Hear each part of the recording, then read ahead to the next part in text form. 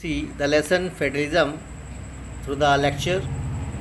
Federalism means a system of government where there is more than one level of the government. We can better understand with the term unitary and federalism. Unitary means where there is a all power are in the one hand, means all the power are concentrated in one hand. That is called the centralization. If you oppose it with the federalism, it means you will say that when all the power are distributed among the all level, it means all the power are decentralized among the different level. That is called federalism. So student, I hope you could understand well. Now we will see how the Belgium became a federal country. Belgium became a federal country through the process of amendment. This amendment procedure was seen from 1970 to 1993. But how this amendment was processed? So we will see that Belgium, where there was a composition of three languages. One, the Dutch, second, French, and third was the German. Dutch, they were the 59% in the country. French, they were the 40% in the country. And German, they were the 1% in the country. But if you see the position of the Dutch, French, and other Germans in the capital, it was totally different. Because in capital, where there was a percentage of French was 80% and Dutch was 20%. It means the capital where there is the power concentrated in level which was in the majority, it was the French. So they were overruled in the country and they were disregarding the interest of Dutch community.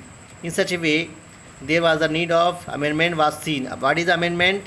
Means when we applied the procedure to reform the constitution, it is known as a amendment procedure. Now we will see it become a federal country from the amendment. And what were the amendment? They were the four amendment was seen. One, there was the percentage of Dutch and French ministers in the central government was equal. The second thing is that the state government have given some power beyond the central government. And third, there was the kind of provision to accept the equal representation of both communities in the central government and in the capital. So it makes the complete federal country. And fourth, there was a provision of a third kind of the government. It was called the community government. Community government means a kind of government which will take care about the matters of education, matter of culture, matter of any other area where the minor community face the kind of disregarding. So it will sort out the problem of the minor communities. Now we will see the key features of the federalism. Federalism means where there are more than two levels of the government as the central, state and local government.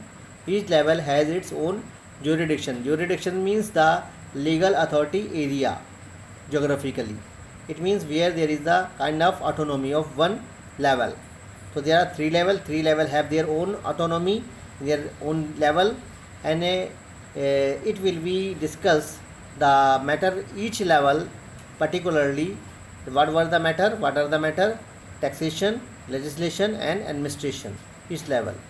And it will be separately discussed in each level. Constitutional provision has been guaranteed of the each level.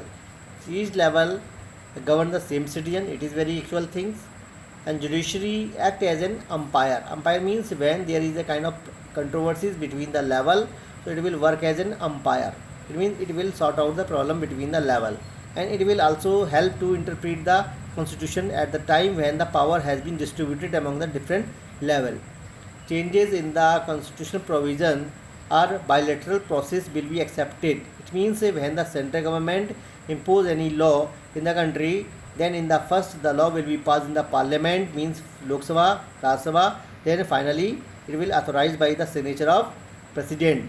Then the same matter will be accepted with the approval of 50% state of the country, as we have seen in the matter of GST and many of the other you will say law procedure has been seen in the country.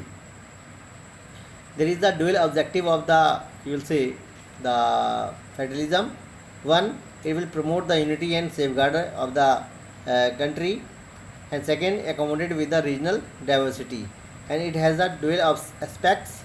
It means it will accept from it will also expect from the people of the country agreement to live together and promote the regional diversities.